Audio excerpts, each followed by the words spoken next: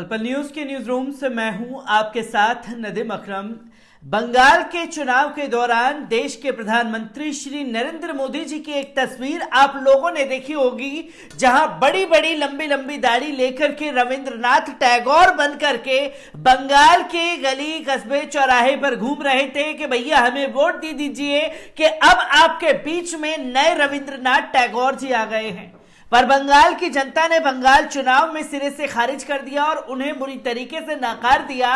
तो बंगाल चुनाव का जो जज्बा और जोश था वो भारतीय जनता पार्टी खासतौर पर कोलकाता के नगर निगम चुनाव में दिखाने पर उतारू थी, जहां शुभेंदु अधिकारी को बड़ा चेहरा बनाया गया और भारतीय जनता पार्टी ये दम दिखा रही थी कि भैया बंगाल चुनाव की हार का बदला जो है हम कोलकाता नगर निगम चुनाव में लेंगे।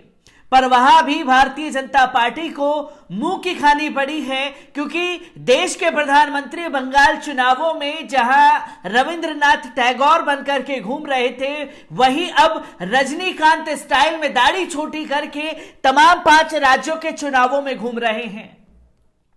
ये चेहरा बदल गया है भारतीय जनता पार्टी का और कल जो रिजल्ट सामने आया है वो खासतौर पर तमाचा है भारतीय जनता पार्टी के मुंह पर और उन दलाल दंगाई चाटुकार पत्रकारों के मुंह पर जो दम भरते थे भारतीय जनता पार्टी के होने का और ये दिखाने से गुरेज नहीं करते थे कि देखिए भैया मोदी जी की लहर इतनी है कि तमाम विपक्ष जो है वो धाराशाही हो जाता है और मोदी जी के आगे जो है तमाम लोग जो हैं खड़े होते हुए दिखाई नहीं देते। शेर अकेला चलता है, तमाम दहाड़े मारते हुए गोदी मीडिया कसीदे पर कसीदे कसीदे पर कसीदे पढ़ता जा रहा था। पर बंगाल चुनाव ने जहां मुंह की भारतीय जनता पार्टी को खानी पड़ी, वहीं कोलकाता के नगर निगम चुनाव में भी मुंह की खानी पड़ी है, जहां वीवीपैट के जरिए यानी कि बैलेट पेपर के जरिए चुनाव हुआ। 144 सीटों में से 134 सीटें भारतीय जनता पार्टी नहीं जीत पाई है, बल्कि बंगाल में टीएमसी ने अपना जलवा बरकरार रखा है। 134 सीटें टीएमसी ने जीती हैं, जहां भारतीय जनता पार्टी की लहर दिखाई जाती है, मोदी जी की हवा दिखाई जाती है। वहां बंगाल के कोलकाता में मोदी जी की और भारतीय जनता पार्टी की हवा जो है धाराशाही हो गई और हवा पूरी तरीके से निकल गई। जहां महज 3 सीटें ले पाई है भारतीय जनता पार्टी। एक बड़ा तमाचा जो है वो भारतीय जनता पार्टी के मुंह पर लगा है। किस तरीके से रुझान सामने आए हैं और मीडिया किस तरीके से खबरों को सामने रख रहा है उसे आपके सामने रखूंगा। पर सबसे पहले एक अपील, अगर आप पल पल न्यूज को YouTube पर देख रहे हैं तो सब्सक्राइब कर लीजिए, बेल आइकॉन दबाइए ताकि नए वीडियो की अपडेट आप लोगों के साथ साझा की जा सके और जाते जाते बेल आइकॉन दबाना ना भूलिएगा ताकि हर एक वीडियो आप लोगों के साथ साझा किया जा सके। और अगर फेसबुक इंस्टा ट्विटर पर देख रहे हैं, इंस्टा ट्विटर पर फॉलो कीजिए और फेसबुक के पेज को लाइक करना ना भूलिएगा। अब आपको बता दें कि गोदी मीडिया भारतीय जनता पार्टी की हार को किस तरीके से बचा रहा है। आज तक बता रहा है कि पश्चिम बंगाल केएमसी चुनाव में टीएमसी का जलवा बरकरार, लेकिन बीजेपी के इन 3 नेताओं ने लहराया जीत का परचम। जीत का परचम दिखाने पर उतारू हैं कि 3 नेताओं ने जीत हासिल की है, पर यह बताने को तैयार नहीं है कि करारी हार का सामना करना पड़ा है बंगाल के कोलकाता में। खासतौर पर भारतीय जनता पार्टी को मुंह की खानी पड़ी है। तो वही दूसरे उसमें आज तक बताने की कोशिश करता है कि Kolkata municipal corporation election result 2021 सामने आ गया है। कांग्रेस लेफ्ट का पत्ता साफ हो चुका है, जहां बीजेपी भी खाली हाथ है। निगम चुनाव में टीएमसी की बल्ले बल्ले, मतलब कांग्रेस लेफ्ट पहले जिनका पत्ता साफ हो चुका है, जहां करोड़ों अरबों रुपए जो है भारतीय जनता पार्टी ने अपने चुनाव प्रचार में लगा दिए और अपनी दमखम दिखाने के लिए कोई कसर नहीं छोड़ी। तो वहां खासतौर पर आज तक बता रहा है कि कांग्रेस और लेफ्ट का पत्ता साफ हो चुका है। तो किस तरीके से जो आज तक में अंजना ओम कश्यप हैं, इंडिया के पापा मोदी का स्लोगन चलाती थी, वो अपने पापा की हार को किस तरीके से छुपा रही हैं, ये भी आप लोगों के सामने है। आपको बता दें कि किस तरीके से रिजल्ट जो है कोलकाता में सामने आए हैं। कोलकाता नगर निगम चुनाव के मंगलवार को आए नतीजों में टीएमसी की सुनामी नजर आई। पार्टी ने 144 वार्डों में से 134 में जीत हासिल की। वहीं भारतीय जनता पार्टी को 3 और लेफ्ट को 3 और कांग्रेस को 2-2 सीटों पर जीत मिली है। बाकी 3 सीटें अन्य के खाते में गई हैं। वोट प्रतिशत की बात करें तो टीएमसी को 72%, लेफ्ट को करीब 11%, भारतीय जनता पार्टी को 8% और कांग्रेस को 4% बंगाल में वोट मिला है।